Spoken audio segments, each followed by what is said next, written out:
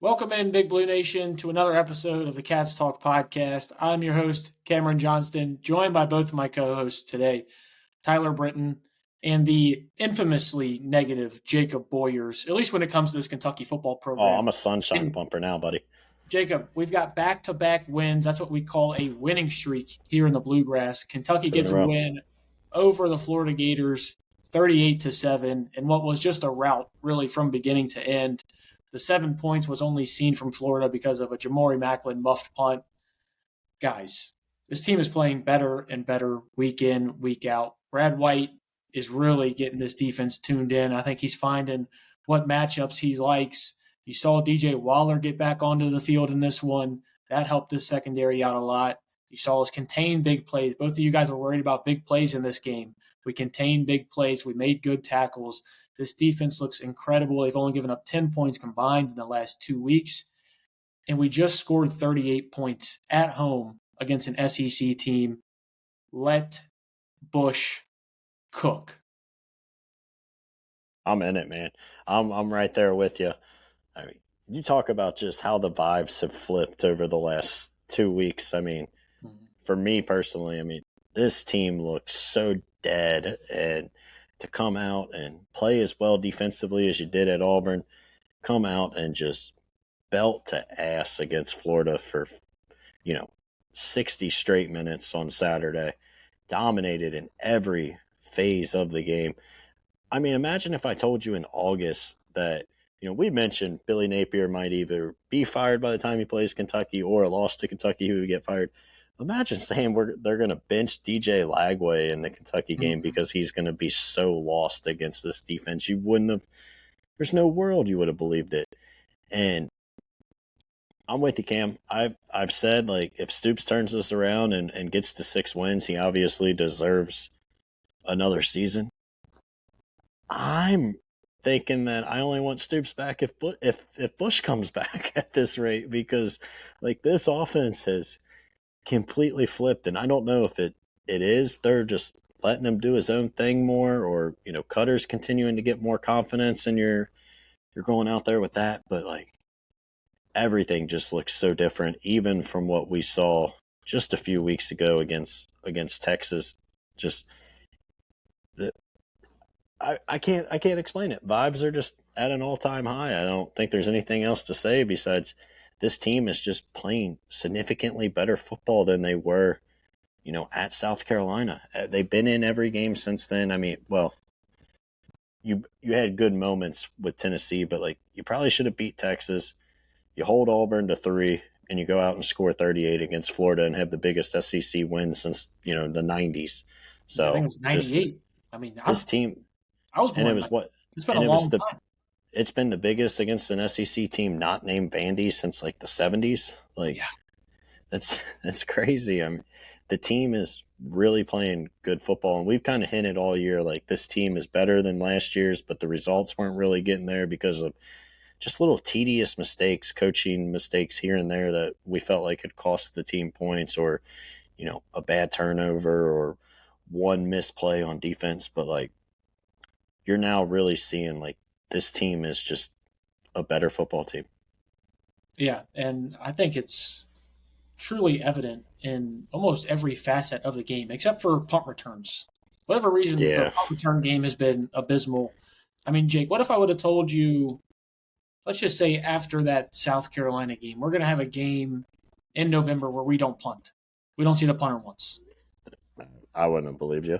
I mean, the punter at times was our best player. Last week he was. I mean, last week Aiden LaRosse had, 6 punts? 5 of them were down to inside the 20. And I think 4 of them were down to inside the 10. He was a big reason why we won last week. And, I told Tyler right after we got done recording that I forgot to mention him. And I, as a former punter myself, that ate me up. So I had to make sure I got him some airtime on this one. He was incredible last week. And this week, we did not need him at all. And, I mean, this offense, such a turnaround from what you've seen. Obviously, we do have to address the Zach Calzada video a little bit. We talked about it last week. He somewhat addressed it. He came out with an apology. There's a lot of things that have followed after. But what do you think about the guys actually kind of rallying behind Zach, given giving a little bit of vote of confidence, saying he's been a great teammate, saying all this, the money celebrations on the sidelines. As Cutter pulled some of them out.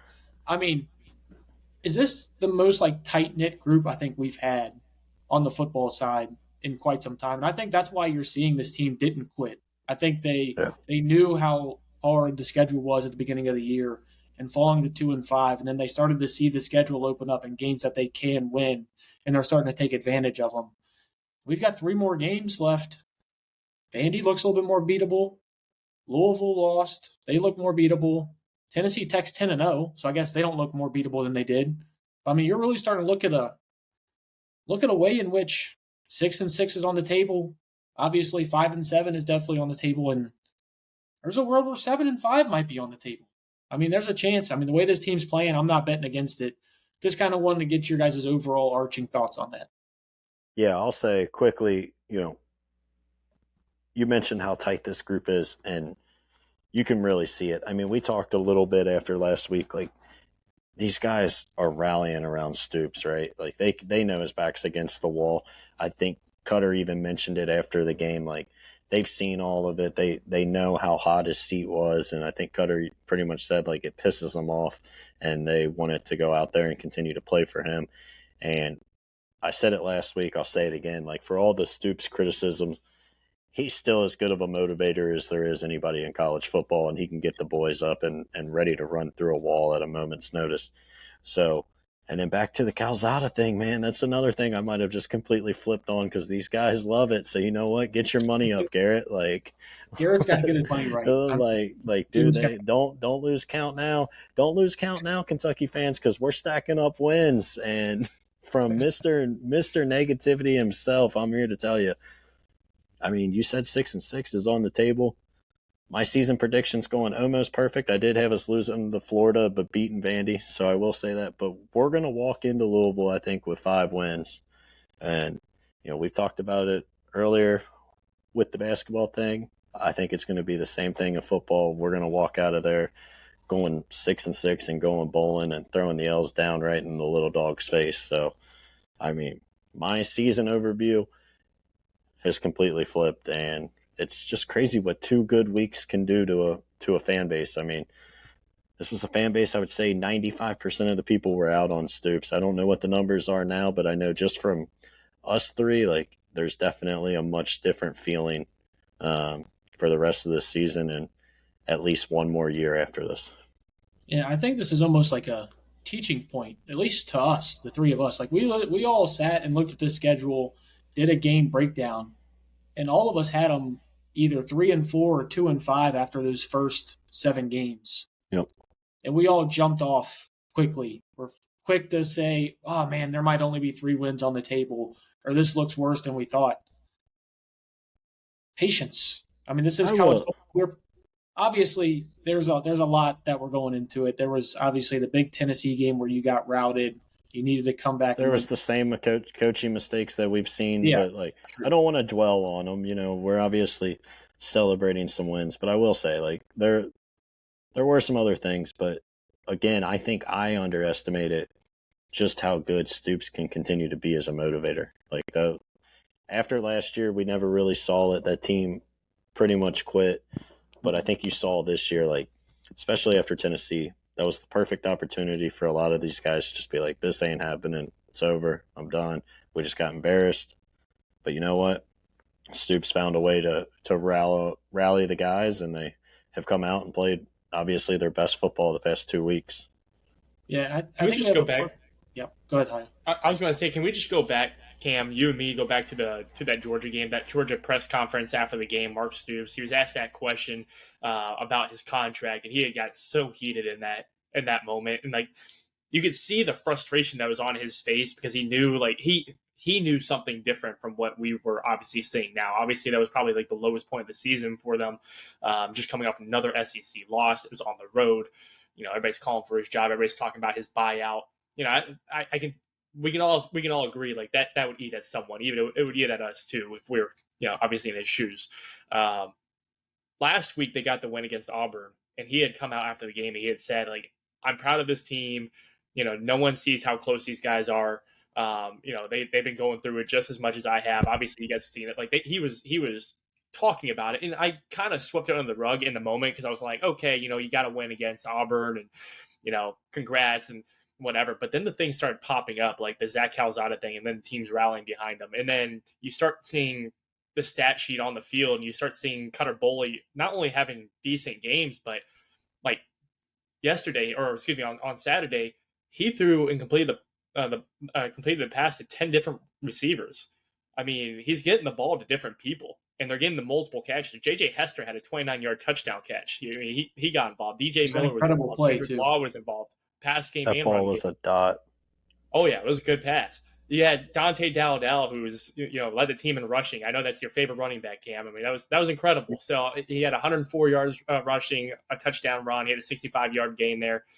Seth McGowan got involved. He had 2 touchdowns and 92 yards rushing. Everybody was getting involved. I mean, the team is on paper is getting along, and it's just a credit to what Mark Stoops has been kind of talking about publicly these last couple of weeks. But this is something that we weren't really seeing early on because they were losing, but now it really is nice to kind of see it come to fruition. These guys come together after a big offseason of changing up things, and these receivers coming out.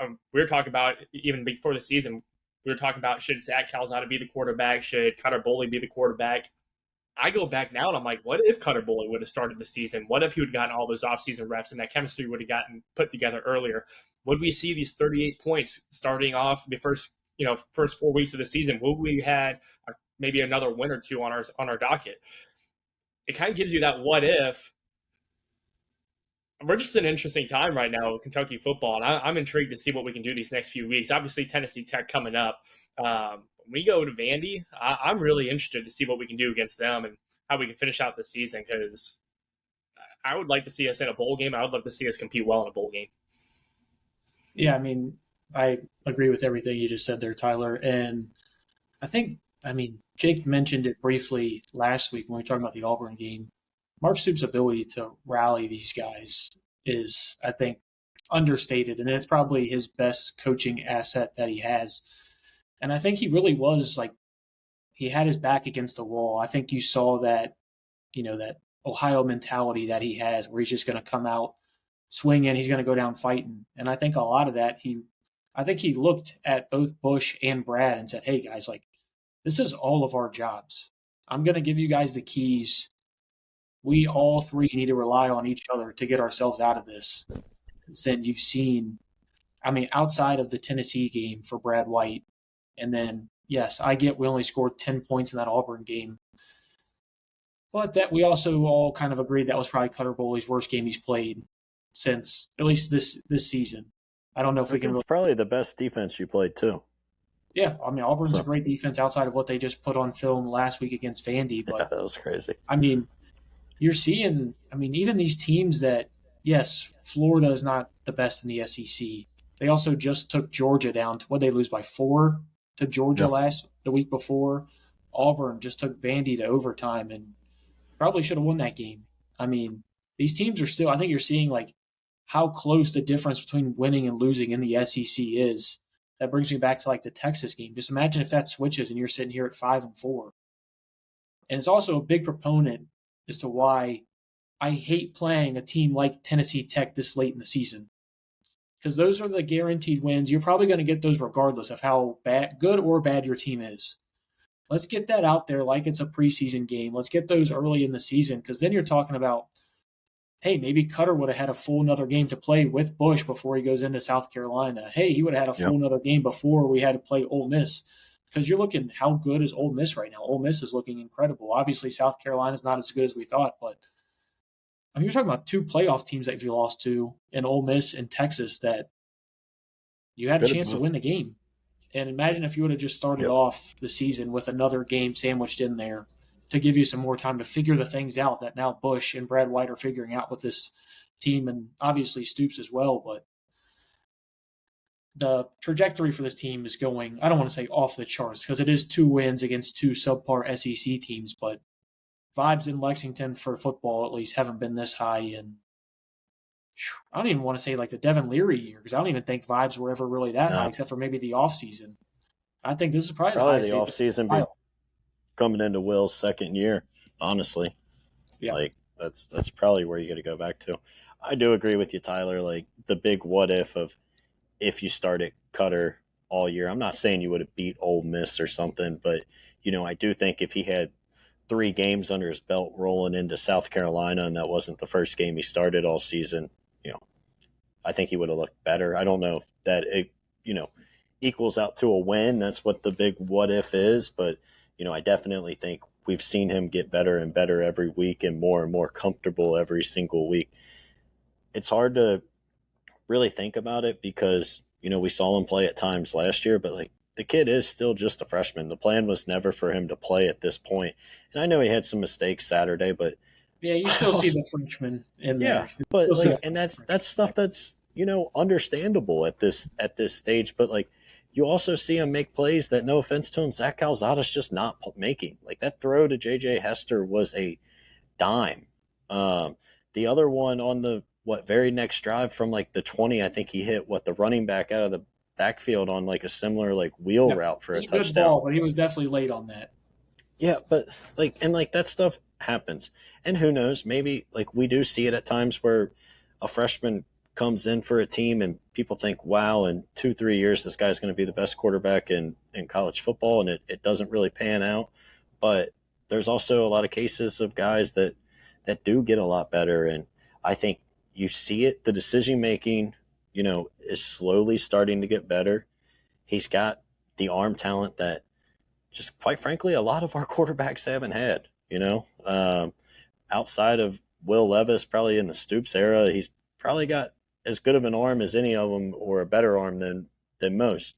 And he can make throws that just a lot of quarterbacks we haven't seen. So, again, what we're going to see next year and hopefully the year beyond, if he stays here, I think the sky's the limit. Again, when he came out of Lexington Christian or wherever he came from, the plan was never for him in 2 years to be your starting quarterback. You were probably looking at next year.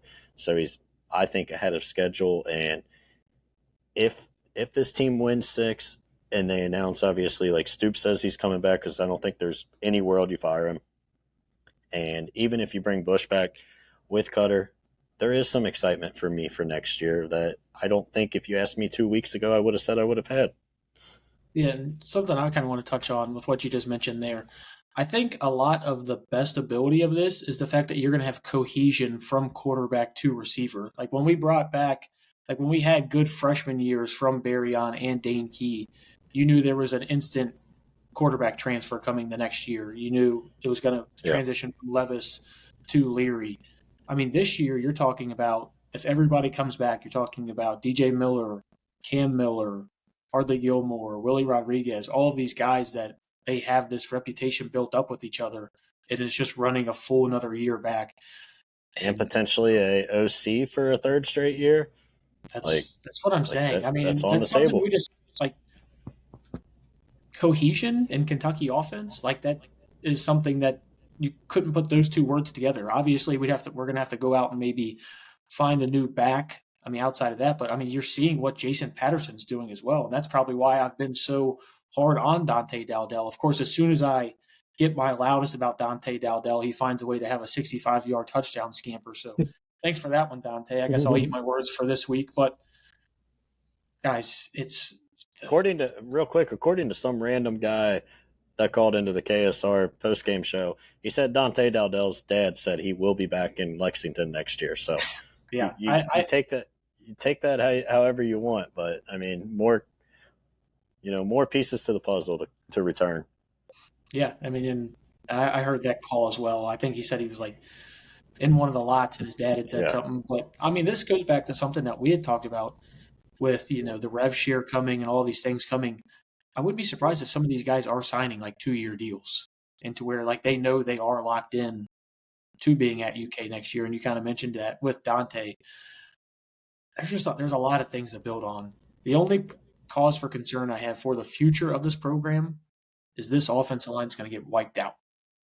And you're going to have to hit on another transfer portal class of offensive linemen, or you're going to have Wolford take a step with all these guys. And Jake, I know you don't have the best relationship with Eric, I know you're not the biggest fan. You didn't like him getting that extension, the raise that he got, all this, all deserved. All the criticism that he's gotten here at UK has been deserved so far. But I think he's done a good job getting this unit together because I think if we would have seen the transfer portal class that we had, how many guys were leaving, how many guys we had to supplement, I think they've done a hell of a job. And I really do think you mentioned it, how much of a difference 2 weeks makes. I mean, Yeah. I would have just played this episode that we've had so far and given it to you guys. You would have been like, what the hell are these idiots talking about? Yeah. No, I agree. And the thing about like Woodford, it is kind of,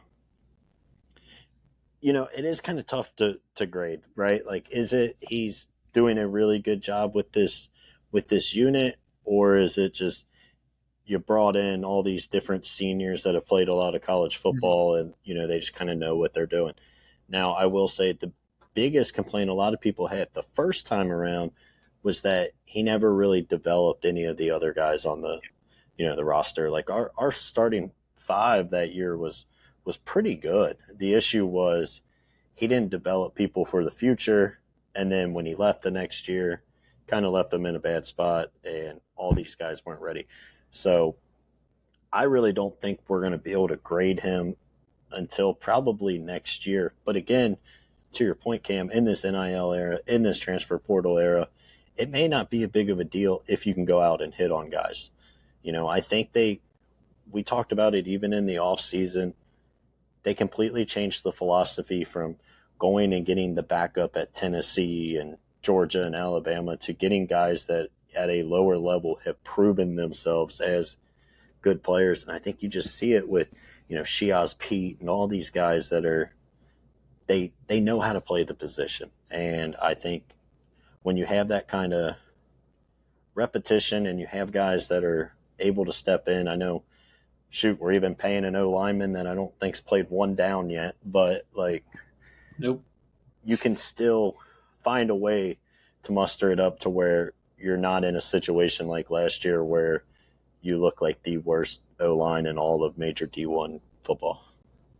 Yeah, and that's kind of where I'm at with this team. It's just you're seeing their ability to. I think a lot of like what you mentioned with going after the guys that were the Tennessee backups. I think a lot of that was Vince. I think that was Vince had made those connections with those guys in the high school recruiting, lost out, and now he's the X that's still waiting there, just in case the other person comes back. It's a little close to home, but he's like that.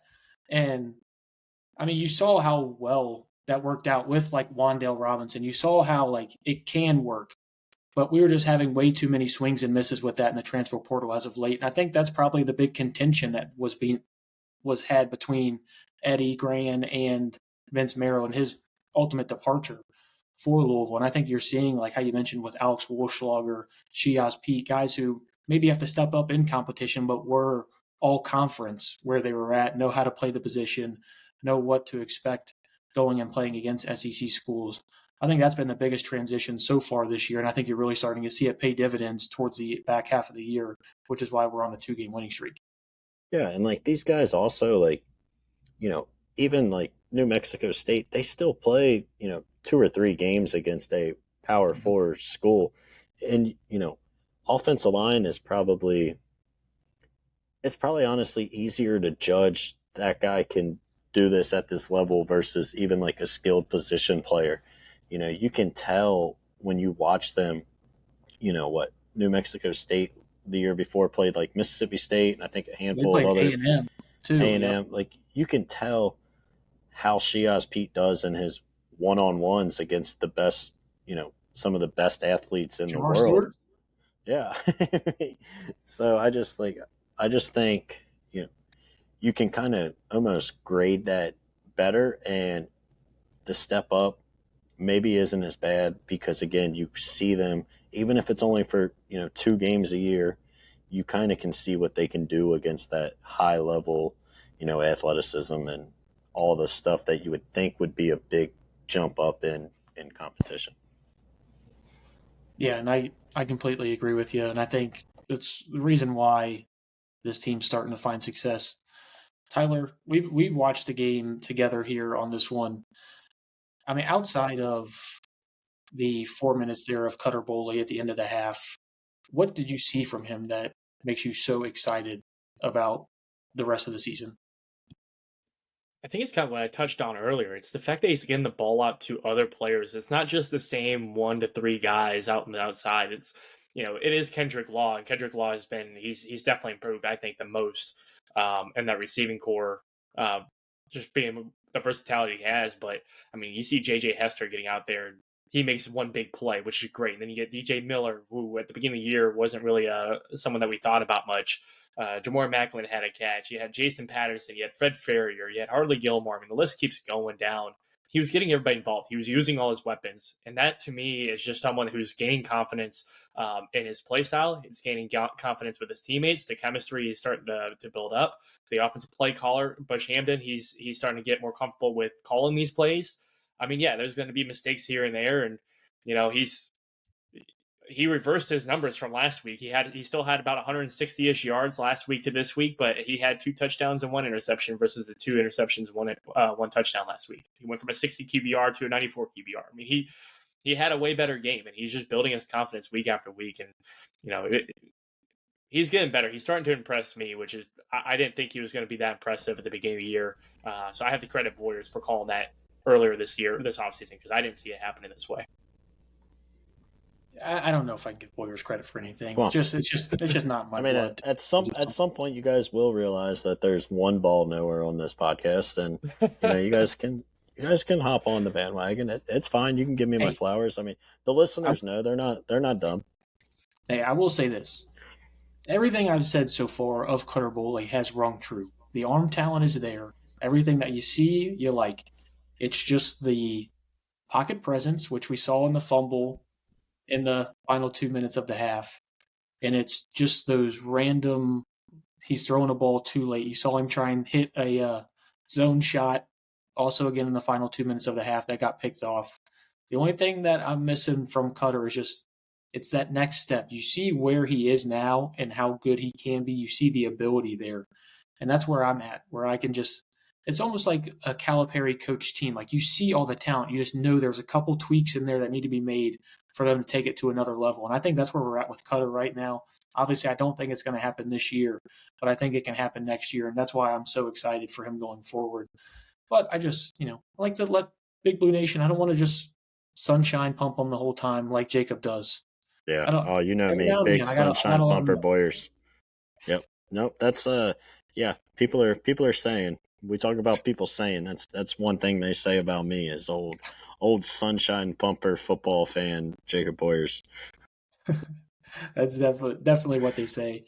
And guys, I kind of want to just talk about the ways in which we're getting guys involved. Tyler, you mentioned just 10 receivers catching passes. I mean, that's insane. I think we had 9 in the Texas game. Seeing this many guys get rotated in and out is awesome to see.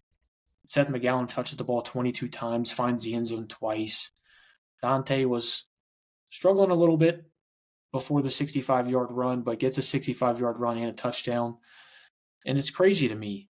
You look at our 2 long runs on the year, and they're from our power back. Like, how's that happen? And what's going on there? But Seth McGowan, I think, has been everything and more you could have asked for. Same thing from Cutter Boley. And Kendrick Law, are we finally starting to get that Kendrick Law that we were so excited to get out of the transfer portal? I think so. I mean, I think we talked about it last week or maybe the week before after Tennessee. Like, again, I don't want to just bring it back to the guys that were here before, because honestly, I don't know if it was 100% Barryon or the way you were using him, but I do think we kind of had Kendrick Law in a very similar situation early in the year. And now you're seeing Bush find ways to get him the ball in space and what can happen. And to the point of 10 different people catching a ball and all these receivers making plays. I mean, just go back to the Toledo game when we had receivers catch 2 passes, 3 passes, whatever it was. Like now you're seeing Kendrick Law get involved. This is 2 big games in a 3-game stretch that you've seen JJ Hester catch touchdowns. Like, these guys that you brought in, you're finally really starting to to spread it around. And I think the confidence is growing between Cutter and these receivers. And then also, I just think, again, the play calling is so much better. I was obviously so critical of Bush, and I told you in a year and a half, I don't understand what his offensive philosophy is, and I haven't seen one thing that would, gives me any optimism about him. And really, since Texas and on, I thought he's called really, really good games and had really good game plans. And he's, again, just something as simple as finding a way to get the ball to your best playmakers. Like, that sounds so simple, but like, we were not doing it. Ask Auburn. That's why Hugh Freeze is out, man. I mean, look how much they talked to Kim Coleman and Eric Singleton, and look, they took Vandy to overtime. I mean, sometimes it's almost too simple just to get the ball to your best players. Well, and I think, back to last year with Barry on, it was like the only thing we were doing is either a jet sweep to him or you were telling him to run straight down the field and just try to outrun everybody, and we're going to throw it up to you. Like, it's just, these guys you got playmakers. Find a way to get them the ball in space, 2-3 yards beyond the line of scrimmage, and let them make the rest happen. And you're finally seeing that. And especially with, a freshman quarterback, to have just simple throws that he can make here and there, it gives him so much more confidence. And then it allows him to open it up at times and, get that confidence and hit JJ Hester on a, 29-yard dime. Like, I just think everything, again, it's so simple. It sounds simple, but this coaching staff was not doing it, and now they are. I don't know why that switch has flipped, but it has, and this team is so much more enjoyable to watch. I've told you guys throughout the year early I would watch these games, but I wasn't excited for it. I was not excited for the Georgia game. I really wasn't excited for the Texas game. I made plans just so I didn't have to just watch it in my house by myself. I wanted something else going on so that I could almost just half pay attention to it. But now you're starting to really just see this team come around and be fun. Yeah, and a lot of reason this team is really starting to come around is because of that defense. And we've almost gotten 30 minutes in without like acknowledging the key standouts on the defense side of the ball. I mean, David Rayner won Player of the Week for SEC defensively. He was incredible. He's got to catch some more of these interceptions, though, man. He let Ty Bryant have one for free because he couldn't come down with it. He ended up getting one later. But the development I've seen from him, we were talking about him a little bit earlier in the season and kind of a liability in the run game. He was making good progress on the pass coverage. He's starting to become a real player for us. I mean, he's stretching it from sideline to sideline. You see him constantly getting in the way of passes. Him and pass coverage right now is incredible. And this defensive front, man, I can't get enough of them. This is one of the better defensive fronts I think we've had since we had time with Josh Allen and Josh Pascal. I mean, I think you don't have that huge star power like you did there, but I think you have a collection of 7-8 guys that you can just roll through and everybody's fresh. And that's what we missed last year. I mean, Dion had like a broken back and had to play 60 snaps a game just because. And the strength and depth on that unit, I think, is incredible. I think this defense needs to get a lot of shine, and I think they're starting to. Obviously, Ty Bryant had a pick, courtesy of David Rayner. We had 7 tackles for losses. Not as many sacks as we did the previous week, but still getting in the backfield and causing 7 tackles for loss and 3 turnovers. I mean, this defense, whatever Brad White's doing with this team right now, is doing really well. And Tennessee Tech's been putting up a lot of points, so. And I know I heard Josh Braun in an interview already talking about Tennessee Tech and how they're not going to overlook them. He knows they're 10-0. And that's what you expect from a senior leader, a guy who's played now in 3 SEC programs. I'm so excited about this team. And if you would have told me that 2 months ago I was going to be paying to go watch Kentucky, Tennessee Tech, I probably would have looked at you like you're an idiot. But more than likely on Saturday, I'm going to be in Lexington watching this Tennessee Tech game, not courtesy of the University of Kentucky because the credentials got denied once again. But here we are. Yeah, I will say I do think we got to mention a little bit of bad news today. They officially ruled Sam Green out for the year along with Jordan Lovett. So, I mean, but yeah, to the point obviously stands. I mean, just think about, obviously the Tennessee game happened. You can't just, act like it didn't. But 3 of your last 4 games, SEC games, this defense has been phenomenal. Like, even not just the point totals that they've allowed, think about how they have allowed those points. Both of Texas, a lot of Texas points came 2 times they scored just came off a huge punt return. Florida scores because have a muff punt by Macklin. And then Auburn you only hold scored Auburn because of to the quarterback.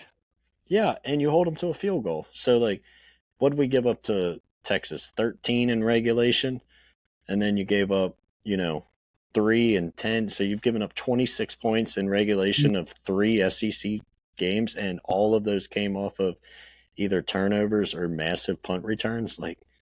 It's pretty damn incredible what this defense has done.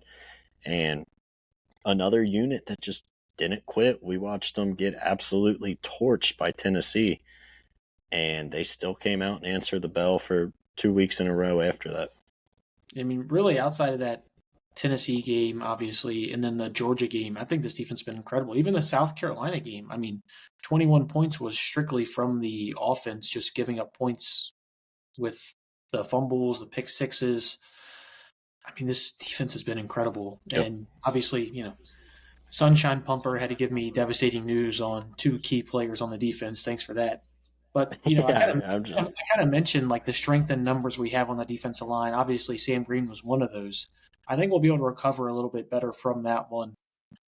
The Jordan Lovett one is that one's going to be a little harder to swallow. We've already been rotating a good amount of guys back there in and out. So that'll be definitely a hot button topic we'll definitely have to pay attention to this Saturday against Tennessee Tech. But guys, we've buried the lead. Tennessee Tech 10-0. S team in what are they, the Division II? Is that what they are? Yeah. Yeah, S team in Division II. They might go win the Division II championship. They come to Kroger Field on Saturday. Tyler, you've been too quiet for too long. What's your score prediction for this game, and how do you see Kentucky getting a win? I don't know. Tennessee Tech has some good games on there. They beat Tennessee State. They beat Eastern Illinois. I got big names on there. I don't know. I think it's going to be a 42-7 win, Kentucky. Close. Yeah, I don't hate it. I'll say, Kentucky, I don't care if they're 10-0. You're the by far more talented team. You go out, you take care of business. I think this offense continues to put up some good numbers. I got the Cats scoring a little more. I'm going to say 48 to, I'll say 13. There might be a point in the second half where, kind of like Toledo, we see our defense not really be engaged, and they give up maybe a late drive or something like that to allow them to get to 13. But yeah, I'll say Kentucky 48-13 win. Yeah, I'm going to follow you guys. I think it's going to be a rout as well. I'm going to go 38-10 Cats. And I'm going to say, I kind of want to ask you guys this, just as a little off-topic question. Do we see Zach Calzada in this game? We saw Bo Allen in this last game. Obviously, they were sending him a message saying, hey, man, Can't do stupid stuff like this. Bo did not really impress too much in this one. Came out and immediately fumbled. Bo, we love you. Thanks for following the pod. Wasn't the best showing, but do we see Zach Calzada in some form on Saturday? I think so. I think once you kind of get that lead, it is his senior day as well. I understand, obviously, it hasn't gone the way everybody hoped when you brought him in, and himself included, but I think it would be nice if you kind of get a lead and then give him kind of just a chance to go out there and play one more time. Again, it's his senior day. You kind of punished him and sent the message there in the Florida game for the Garrett video, but I would like to see him, especially when you get a lead, give him a chance, go out there, have a couple drives under his belt, and just get on the field one more time. Yeah, I'm going to be in agreement with it. I didn't even think about the fact that it was going to be senior night for them, but the last thing you want to do is you don't want Cutter getting hurt for the last 2 games of the season that are going to matter for us, which are Vandy and Louisville. So, not that that's a huge concern. I think there is an element of trying to develop him too, but I do think Zach gets out there and plays. in the fourth quarter, maybe even the third quarter, depending on how big the lead is going in there. I don't think we take the lead that fast, or I don't think we break it off that fast, but I could see him getting in there late third quarter, early fourth quarter. Yeah, and I'm right there with you guys. Obviously, guys, it is a huge week in Lexington and across the Bluegrass. Jake, give me one real quick. Can I get one? It's always. How about two? How about two from got two of two them of them. things? It's obviously Louisville hate week. It's Tennessee Tech hate week. It's whoever the Cats are playing. It's their hate week. Big week for everybody in the Bluegrass and all the Kentucky Wildcats fans. Hopefully the Cats will make it 3 straight for – when's the last time we won 3 straight, Jacob, you know? Football-wise? It's probably not too as long as we think, but – well, I know what Will's second year we started out 5-0.